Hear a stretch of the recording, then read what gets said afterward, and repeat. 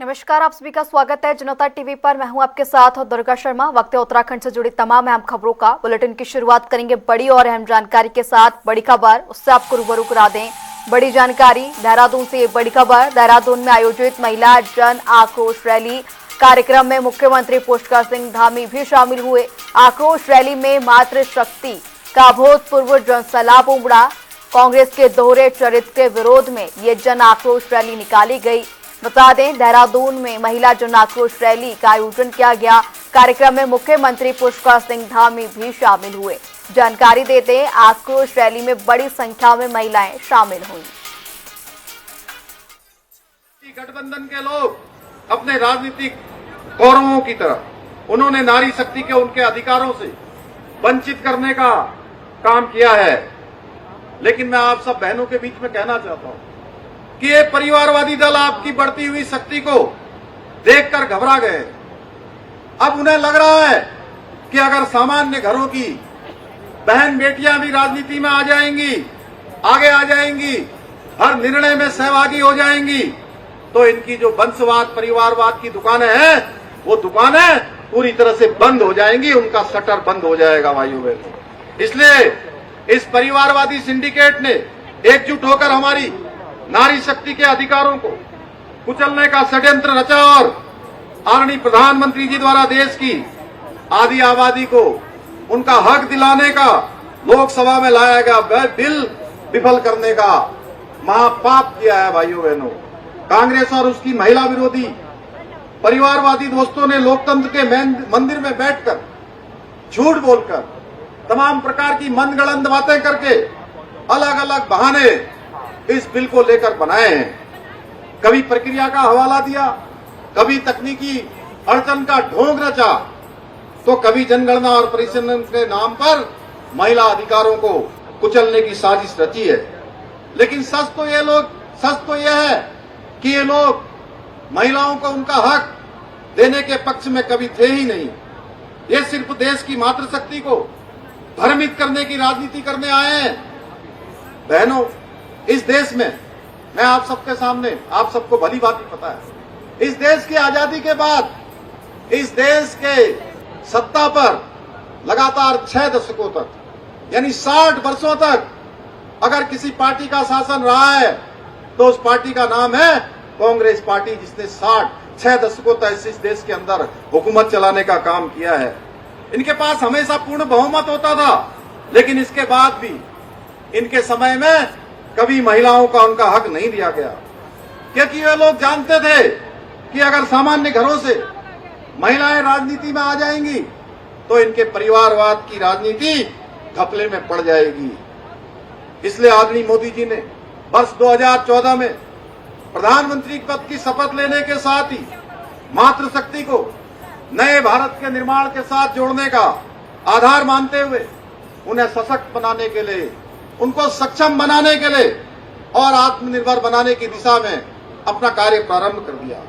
उसके लिए उन्होंने अनेक योजनाएं देश के अंदर शुरू करी।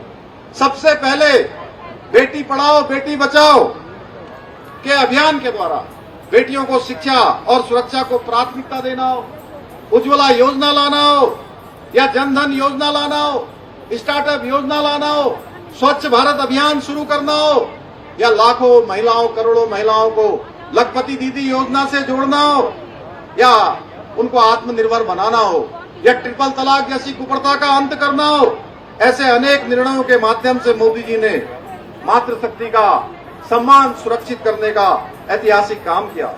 आज आदरणीय प्रधानमंत्री जी की प्रेरणा से देश के प्रत्येक कोने में महिलाएं स्वावलंबन की, आत्मनिर्भरता की नई नई कहानियां लिख रही हैं। कोई ड्रोन उड़ा रही हैं, कोई सीमा पर देश की सुरक्षा कर रही हैं, कोई स्टार्टअप चला रही हैं, तो कोई ग्राम सभा की सरपंच बनकर बदलाव की अगुवाई कर रही हैं। यह आदरणीय मोदी जी के संकल्प का ही परिणाम है कि आज देश के सामान्य घरों की बेटियां रसोई से लेकर रायसीना हिल तक का सफर तय कर रही हैं। आप लोगों को जानकर अत्यंत हैरानी होगी कि कांग्रेस ने अपने परिवार की महिलाओं के अलावा कभी सामान्य परिवारों की महिलाओं को आगे बढ़ाने का प्रयास नहीं किया। महिलाओं से भेदभाव कांग्रेस की रीति नीति में रहा है। नेहरू जी की कैबिनेट में केवल एक महिला मंत्री हुआ करती थी, राजकुमारी अमृत कौर।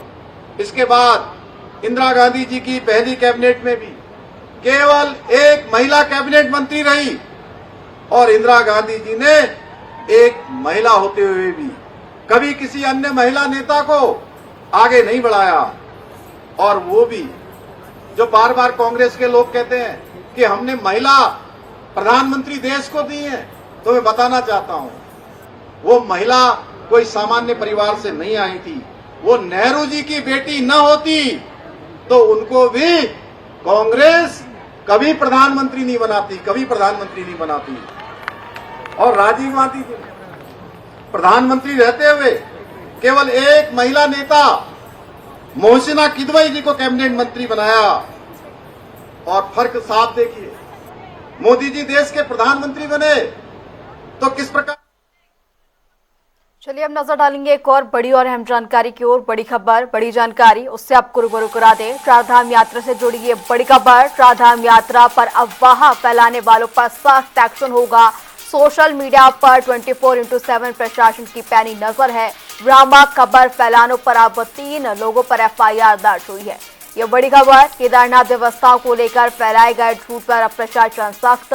सीएम पुष्कर सिंह धामी ने सख्त निर्देश दिए, तुरंत कार्रवाई की जाए। यात्रा की गरिमा से खिलवाड़ करने वालों को नहीं बख्शा जाएगा। चारधाम यात्रा से जुड़ी ये बड़ी खबर। सोशल मीडिया प्लेटफॉर्म पर प्रशासन 24/7 लगातार नजर बनाए हुए है। भ्रामक खबर फैलाने वालों पर FIR दर्ज की गई है। अब केदारनाथ व्यवस्थाओं को लेकर झूठ फैलाने वालों पर प्रशासन सख्त है। सीएम पुष्कर सिंह धामी ने भी इसको लेकर सख्त निर्देश जारी किए हैं। इसी पर ज्यादा जानकारी के लिए हमारे साथ फोन लाइन पर हमारे संवाददाता यशराज आनंद हमारे साथ जुड़ चुके हैं। यशराज, प्रशासन अफवाह फैलाने वालों पर सख्त होता हुआ नजर आ रहा है, क्या गाइडलाइंस प्रशासन की ओर से जारी की गई हैं?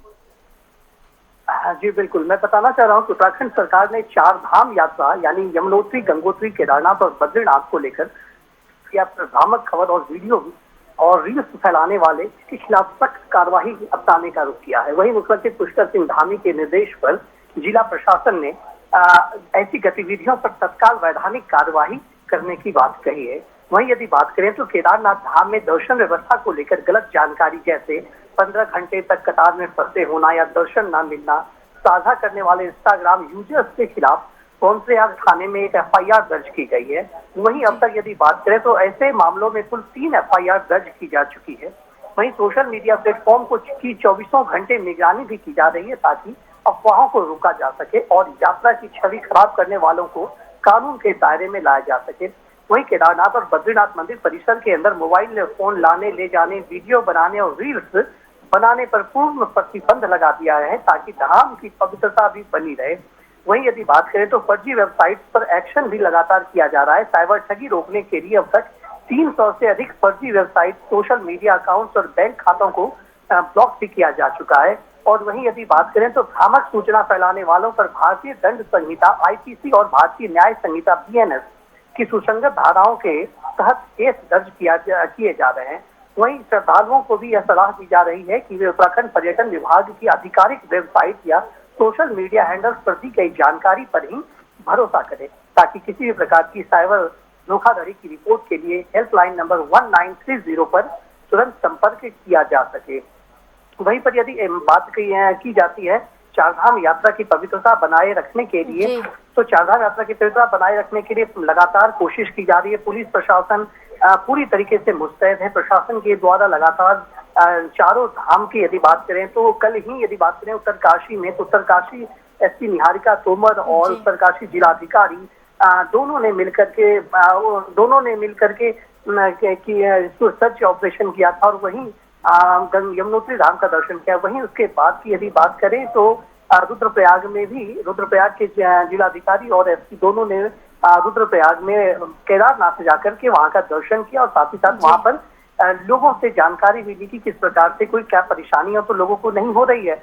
वही मुख्यमंत्री यानी कि यशराज, यहाँ पर प्रशासन की ओर से भी पूरी तरीके से अफवाह फैलाने वालों पर सख्त होते हुए नजर आ रही है। साथ ही ऑफिशियल वेबसाइट पर ही जानकारी पर भरोसा करने की बात कही। तमाम जानकारी के लिए आपका शुक्रिया।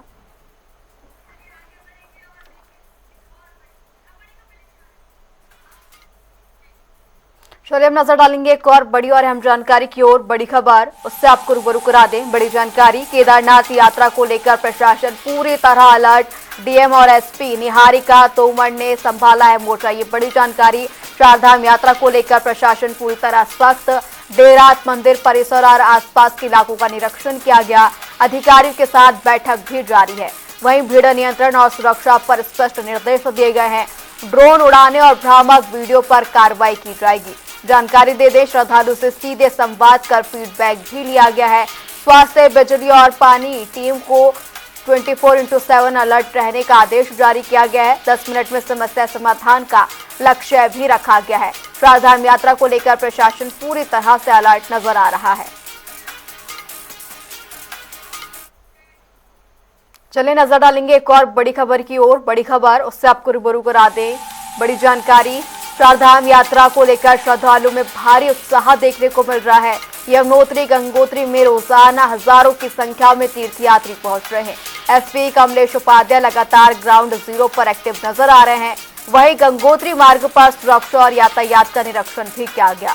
पुलिस, एसडीआरएफ और एटीएस टीमों को ब्रीफ किया गया है। भीड़ नियंत्रण और यात्रा प्रबंधन की समीक्षा भी की गई है। चारधाम यात्रा को लेकर सुरक्षा के चाक चौबंद इंतजाम किए गए हैं। वहीं मंदिर समिति और तीर्थ पुरोहितों के साथ बैठक भी लगातार जारी है। चलिए नजर डालेंगे एक और बड़ी और अहम जानकारी की ओर। बड़ी खबर आ रही है, उससे आपको रूबरू करा दें। अहम जानकारी, अभिनेत्री दीप्ति भटनागर भी यमुनोत्री धाम पहुंची हैं। अहम जानकारी, व्यवस्थाओं की खोलकर सराहना की। पुलिस प्रशासन की तैयारियों से भी यहां पर वो प्रभावित हुई। व्यवस्थाओं को चुस्त दुरुस्त कहा। साथ ही जवानों के लिए हौसला बढ़ाने के लिए फीडबैक भी साझा किया। लिखा, आपके शब्द हमारे लिए टॉनिक। पुलिस की ओर से ये टिप्पणी की गई। उनके फीडबैक पर बर्फीले ठंड से भी जवानों का मनोबल सेवा, सुरक्षा, सम्मान के लिए डटा हुआ नजर आ रहा है। आपको बता दें, यहाँ पर अभिनेत्री दीप्ति भटनागर यमुनोत्री धाम दर्शन करने के लिए पहुंचे। इस दौरान उन्होंने अपना फीडबैक भी साझा किया।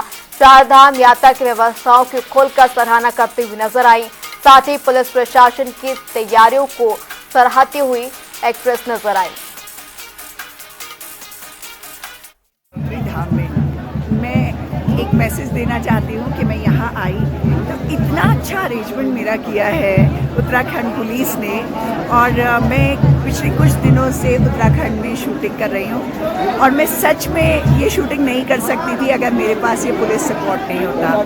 Thank you. मैं उनके डीजीपी सर हैं दीपक जी, उन्हें थैंक यू करना चाहती हूँ। कमलेश मैम जो उत्तराखंड जो उत्तरकाशी की एसएसपी हैं और पूरा डिपार्टमेंट और इतने अच्छे हमारे ऑफिसर्स अजय जी, नवीन जी और रामोला जी एंड मैम आपका नाम संतोष और हमारी दूसरी मैम का है वो हमारे साथ चल के ऊपर तक आई है। और ये और ये सरोज जी तो मेरे साथ पूरा ऊपर तक चल के आई हैं और इतना मेरे को उन्होंने सपोर्ट किया है। तो मैं thank you so much. Really मेरे पास वर्ड्स नहीं है। Uttarakhand police, I salute you. Tehri Garhwal के चंपाकोटी कॉलोनी रोड पर उस वक्त चीख पुकार मच गई जब एक मैक्स वाहन अनियंत्रित होकर गहरी खाई में जा गिरा। वाहन में करीब 10 लोग सवार थे जो हरिद्वार से अंतिम संस्कार में शामिल होकर वापस लौट रहे थे। हादसे की जानकारी मिलते ही स्थानीय लोग, पुलिस और एसडीआरएफ की टीम मौके पर पहुंची और रेस्क्यू ऑपरेशन शुरू किया गया। जिला आपदा प्रबंधन अधिकारी ने 8 लोगों की मौत की पुष्टि की है जबकि घायलों को अस्पताल भेजा गया।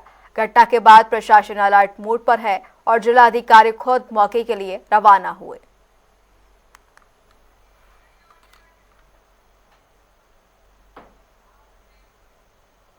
चलिए हम नजर डालेंगे एक बड़ी और अहम जानकारी की ओर। बड़ी खबर आ रही है, उससे आपको रूबरू करा दें। बड़ी खबर, बड़ी जानकारी, टिहरी सड़क दुर्घटना पर पीएम मोदी ने दुख जताया है। पीड़ित परिवारों को राहत देने का पीएम मोदी ने ऐलान किया। जानकारी दे दें, पीएम राहत कोष से पीड़ित परिवार को 2-2 लाख रुपए राहत राशि दी जाएगी। घायलों को 50,000 रुपए देने का भी ऐलान किया गया है।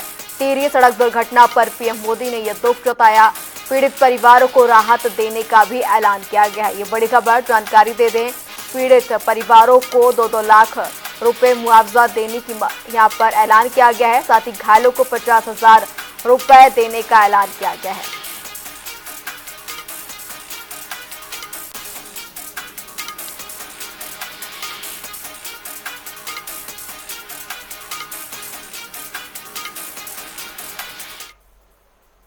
चलिए अब नजर डालेंगे एक और बड़ी और अहम जानकारी की ओर। बड़ी खबर, बड़ी जानकारी, उससे आपको रूबरू करा दे। ग्रीनफील्ड बाईपास से जुड़ी ये बड़ी खबर। ग्रीनफील्ड बाईपास का निर्माण तेज हो रहा है। दिल्ली देहरादून एक्सप्रेसवे से ये बाईपास जुड़ा हुआ है। जानकारी दे दें, 716 करोड़ की लागत से परियोजना निर्माणाधीन है और 44% कार्य पूरा हो चुका है। अप्रैल 2027 तक काम पूरा होगा। अप्रैल 2027 तक ये डेडलाइन। दिल्ली देहरादून एक्सप्रेसवे से यह बाईपास जुड़ा हुआ है। 716 करोड़ की लागत से परियोजना का निर्माण किया जा रहा है, जिसमें 44% काम पूरा हो चुका है और अप्रैल 2027 डेडलाइन है। ग्रीनफील्ड बाईपास, इसका काम अब तेजी से चल रहा है। बता दें, दिल्ली देहरादून एक्सप्रेसवे से ये बाईपास जुड़ा हुआ है। 716 करोड़ की लागत से ग्रीनफील्ड बाईपास बनाया जा रहा है, जिसका 44% काम पूरा हो चुका है।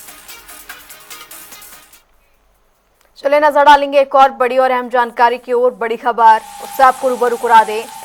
स्वच्छता पर पीएम का जोर, पर्यटकों से अपील। कचरा निस्तारण के लिए 19.87 करोड़ को मंजूरी दी गई है। स्वच्छता के लिए एक और बड़ा कदम, कई शहरों को बड़ी राहत दी गई है।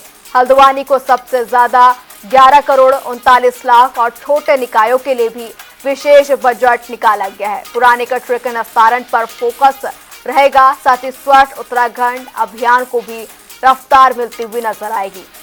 स्वच्छता पर पीएम मोदी की अपील और नया यहां पर राहत मिलती हुई। कचरा निस्तारण के लिए 19 करोड़ 57 लाख रुपए के बजट को मंजूरी दी गई है। इससे कई बड़े शहरों को राहत मिलेगी। हल्द्वानी को सबसे ज्यादा 11 करोड़ 39 लाख रुपए का बजट दिया गया। वहीं छोटे निकायों के लिए भी विशेष बजट रखा गया है। चलिए नजर डालेंगे एक और बड़ी और अहम जानकारी की ओर। बड़ी खबर, अहम जानकारी, कांग्रेस प्रभारी कुमारी शैलजा फिर उत्तराखंड आएंगी। उत्तराखंड दौरे पर कुमारी शैलजा रहेंगी।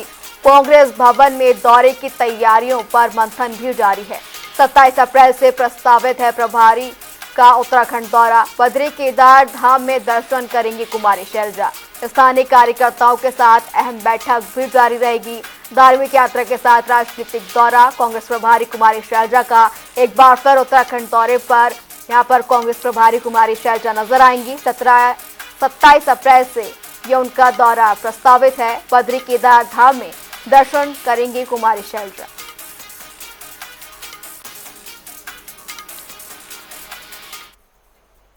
चलिए अब रुको करेंगे एक बड़ी और अहम जानकारी की ओर। बड़ी खबर, उससे आपको रूबरू करा दें। अहम जानकारी, कोर यूनिवर्सिटी में दिन दहाड़े गुंडागर्दी का ये मामला। छात्र की बेरहमी से पिटाई की गई, जिसका वीडियो सोशल मीडिया पर वायरल हुआ है। बेल्ट लात घूसों से जानलेवा हमला किया गया। आधा दर्जन दबंगों ने निशाना बनाया। कैंपस सुरक्षा पर अब कई सवाल खड़े हो रहे हैं। सिर पर भी छात्र की कई गंभीर चोटें नजर आई है। छात्र अस्पताल में भर्ती है। परिजनों ने पुलिस में शिकायत दी है और कार्रवाई की मांग की है। छात्र में इस पूरी घटना से भारी आक्रोश देखने को मिल रहा है और माहौल पूरी तरह गर्म नजर आ रहा है। पुलिस ने जांच शुरू कर दी है। बता दें, जिस छात्र पर हमलावरों ने यहां पर हमला किया वो फरार हैं, जिनकी तलाश पुलिस करती हुई नजर आ रही है। छात्र की बेरहमी से पिटाई का वीडियो सोशल मीडिया पर भी वायरल हुआ है।